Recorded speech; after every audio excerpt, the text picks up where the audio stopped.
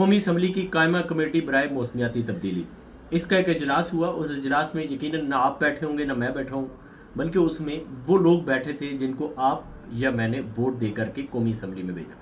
وہ لوگ بیٹھ کر کے کس طرح کی بے تکی باتیں کر رہے ہیں اور کس طرح کی بے تکی باتوں کے لیے اجلاس کر رہے ہیں. باتیں تو بے تکی نہیں ہیں، لیکن انہوں نے وہاں پہ بے تکی باتیں کی ہیں.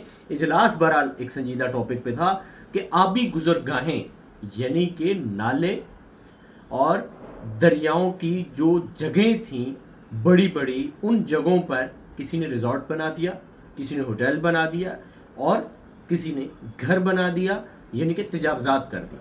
ان لوگوں کو کیا سزا دینا ہے، این او سی دینے والوں کے خلاف کیا کارروائی کرنی ہے، اور یہ لوگ کیا مطالبہ کر رہے ہیں اس خبر میں دیکھیں. یہ کہہ رہے ہیں جی کہ ان کو پھانسی کی سزا دیں، یعنی کہ یہاں بھی یہ بیٹھ کر کے ان کو کلین چٹ دے رہے ہیں. ان کو بخوبی اندازہ ہے کہ پاکستان اس وقت جن پابندیوں کا شکار ہے، ان پابندیوں کے بعد پاکستان میں کسی کو پھانسی کی سزا نہیں دی جا سکتی. یہی آصف علی زرداری صاحب نے فیصلہ کیا تھا.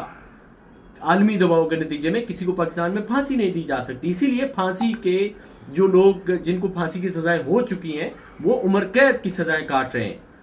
لیکن یہ کہہ رہے ہیں کہ جنہوں نے یہ سارا کچھ کیا ہے، تجاوزات کی ہیں، ان کو پھانسی کی سزا دے دیں.